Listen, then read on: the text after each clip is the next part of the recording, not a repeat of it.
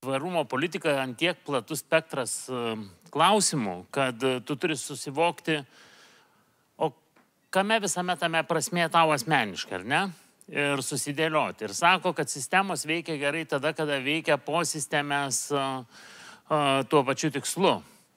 Ir labai svarbu, darant kažkokią reformą, sugalvoti, ar darant kažkokį veiksmą, sugalvoti, kaip tas veiksmas keis du ar skirtingus, netgi labai tikslus ir uždavinius.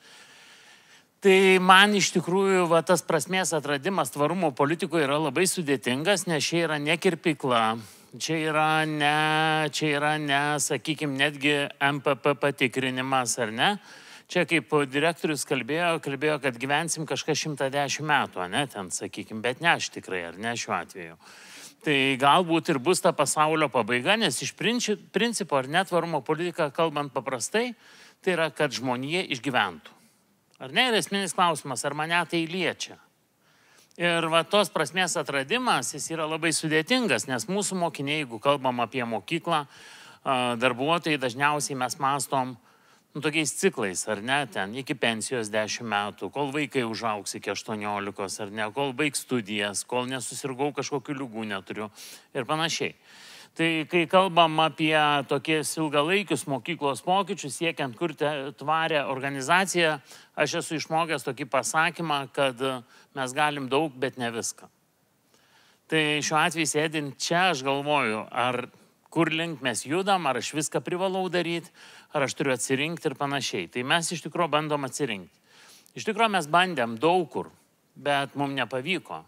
Dėl to, kad mes paruošti ten energetikos priemonių patys negalim, stogo pakeisti patys negalim, interjerų dažnai susikurti patys tikrai negalim, ar ne, spalvų parinkti patys negalim, o gal ir problemos kyla, kaip pradedam patys spalvas rinkti šiuo atveju, nes mes renkam tikrai neprofesionaliai. Bet tai mūsų mokykloje mes bandėm ieškoti tokių dalykų, ką mes iš tikrųjų galim daryti.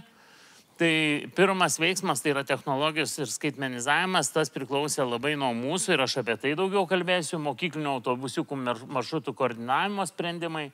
Aš iškart noriu pasakyti, kad mes esam mūsų autobusėliai, nors ir 4 ir dar vienas mažas, nuvažiuoja per dieną 960 km ir mes turim didžiulės problemas, netgi tvarumo požiūrį ir panašiai. Mes tikrai kalbam, kaip ir daug kas kalbėjo turbūt apie švediško stalo principus valgykloje, susijom tai su kortelėmis, savivaldybės įgyvendintų projektų ir mes iš tikrųjų turim tai, ką turi visos mokyklos, tai yra to žiedinės ekonomikos idėjų puoselėjimas mokinių lygmenių ir čia džiaugiamės, kai yra tokios struktūruotos, geros akcijos, kurios mums sukelia prasmę, duoda naudos ir panašiai. Tai labai trumpai apie kiekvieną iš jų. Tai mes iš tikrųjų didžiulį dėmesį tam skaitmenizavimui mokykloje skiriame savitarnai ir aš atsiverčiau, dabar ateidamas pas jūs, mes esam 4 skyriai ir atsiverčiau tiesiog pas jūs tik tai tą statistiką, kad per metus per savitarną buvo pateikti 2482 prašymai dėl pateisinimo, rezervacija kompiuterių 1596, prašymai 709, registruoti 399 gedimai, IT pagalba 231, nedarbingumas 170, pavadavimai 170 ir panašiai. Aš nekalbu čia apie popierius, aš čia kalbu, kada kalbėjau apie skirtingus variantus. Biurokratijos nuėmimas administracijai leidžia kurti bendruomenės santykius, kurti skaidrumą, leidžia palaikyti labai paprastus variantus. Man kaip vadovui leidžia labai greit priimti sprendimus, kur vyrauja didžiausios problemos ir panašiai. Tai savitarna mes tikrai nekūrėm patys sistemos, mes naudojame Jira. Aš matau, kad Vilniaus universitetas naudojasi šią sistemą, verslai naudojasi. Tai iš tikrųjų visa tai, ką mes darom su savitarna, tai mes aprašom operacijas, įsivertinam sąnaudas, kiek mes sugaištam laiko vieno, pavyzdžiui, kažkokio prašymo tikslinimui ir atpalaiduojam šitą laiką bendravimui. Tai, ką mes kalbėjom, kad kuo daugiau būtų bendravimo, kad kuo daugiau žmonės kalbėtųsi tarpusavėje. Tai čia tikrai neįsiplieksiu apie tuos dalykus, bet iš tikrųjų tai mes pajutom, kad mes sutaupom daug labai savo sąnaudų, degalų prašymų vežimui ir žmonių važiavimui, popieriaus galų gale iš tikrųjų ir panašiai.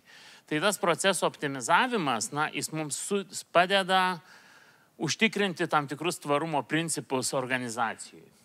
Kitas momentas, tai be abejo, labai daug investuojam į kompiuterių naudojimą ir beje, mes kai pamatėm, kad 1579 prašymai, mes pagal tai priimam sprendimus, kur atsiranda nešiojami kompiuteriai, kur atsiranda tam tikri dalykai, mes labai skatinam atsisakyti palaipsniui popierinių pratybų, neverčiam, bet skatinam iš tikrųjų.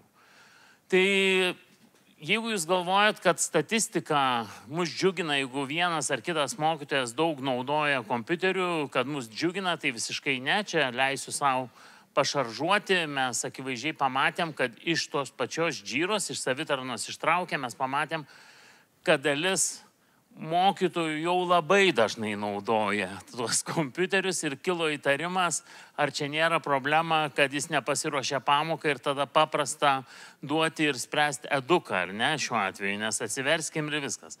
Tai aš niekuomet nesakau, kad duomenys yra patikimi ir kad tai yra statistika, kol jų nesudėlioja informacija, tol iš tikrųjų tu negali sakyti apie tam tikrus kitus dalykus.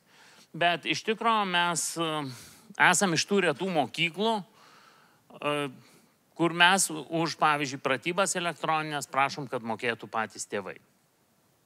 Atsisakom projektuose, kad mums tai būtų įrašyta, nes aš galvoju, jeigu įstatyminė nuostata yra, kad pratybos arba popierinės, arba elektroninės jas turi pirkti, tai tas dalykas yra svarbus. Tai čia labai dabar turim tokį variantą ir čia geras pavyzdys atkaklumo, va sėdi Rasa, Albina, kolegės mano. Metus kalbėjau tam tikriems žmonėms, kad reikia automatizuoti ir perimti geriausią logistikos įmonių patirtį, organizuojant mokinių pavėžėjimą. Nes nenormalu, kai 6 valandą pajuda, nenormalu, kai nėra miksuojami variantai vežimo ir panašiai. Tai Rasa neleis pameluoti, kad komiteto pirmininkas sako, tai teikit pasiūlymą, bet reikėjo paprasto nuoširdaus kalbėjimuose, įtikinėjimo, kad gal reikia ieškoti kitų sprendimų, negu mums įprasta ir su popieriaus lapu ir tušinuku čia šitų dalykų neįspręsi, nes aš dar kartą pabrėšiu, optimizuojant mokyklų tinklą, mes prie tvarumo sakyčiau, neprisidedam vien tiek, kiek mes išleidžiam dabar transportui, degalams ir visiems kitiems dalykams. Tai mes iš tikrųjų galvojam, kaip naudoti IT įrankius šitiems dalykams, ten apimti turėtų kompleksinius sprendimus, tas pats, kas buvo minima šiandien, kad kaimynas paveža kaimyno tam tikrais vaikų atveju, žiūrint iš ekonominio, ekologinio požiūrio, iš visų kitų dalykų. Taip pat apie pietus nebenoriu net kalbėti, visi čia jūs žinot ir puikiai žinot akivaizdžią naudą. Netgi jeigu žinom, kad vaikams reikia valgyti salotas, bet jie nevalgo, tai kad tu jam įdėsi į lėkštę, jis nevalgys. Yra visai kiti būdai ir priemonės paskatinti sveikai jį maitintis, ar ne? Tai yra jau pasiekmė, bet ne priežastis, kad jam neįdėta salotų yra, ar ne? Šiuo atveju jo mitybos įgūdžiai, įpročiai ir visa kita. Aišku, mes labai norėjom nužygiuoti toliau, kad nereikėtų utilizuoti atliekų, kad čia ką girdėjom iš aukštosios mokyklos, kad mes galėtumėm panaudoti mokomiesiems tikslams, kaip atsiranda tam tikri dalykai. Tai, ką mums ką tik kalbėjo universiteto atstovas, ar ne? Tai mokyklos viso to mes negalim daryti, kaip ir daugelio kitų dalykų, ką mes šiandien girdėjom, kai architektas mums sako, kad jūs čia visą tai nelegalu, ar ne šiuo atveju. Tai mes žinom, kiek mes, architektė parodė vieną lentyną koridoriui, mes galėtumėm parodyti savo mokyklose po 20-15 sprendimų, kurie yra būtini, bet yra tokie truputį nelegalūs. Bet tai nėra pretekstas nedaryti arba apie tai nekalbėti. Ir sakyčiau, aišku, žiedinė ekonomika mokykloje, kol mes įsiaiškinom, kas tas yra zero waste, kol įsiaiškinom, kas ta žiedinė ekonomika, tai žiedinė ekonomika ne tai, kad Šiaulių rajonas aplink Šiaulių miestą, ar ne, kol mes turėjom daug įvairių akcijų, atrakcijų, bet čia man labai atrodo svarbu, kad ir mokytojas dalyvaudamas tame veiksme, ir vaikas suprastų prasme viso to, ką daro. Pavyzdį pateiksiu. Tikrai be blogos valios mokytojas tai padarė. Aš vaikščioju po mokyklą, iš antrinių žaliavų organizuojam veiklas, ar ne? Tai pagaminsim iš antrinių. Pasidaminom pieštukinės. Ir aš žiūriu iš ko? Iš vienkartinių podelių, kurie nauji nupirkti iš parduotuvės. Suprantat, ir čia tas grynumas suvokimo, ką tu darai, su ta žiedinė visa ekonomika. Tai čia mes dėkingi esam tam vadinamam Fab Labui atsirandančią mokykloje, kai mes galim perdirbti medžiagas.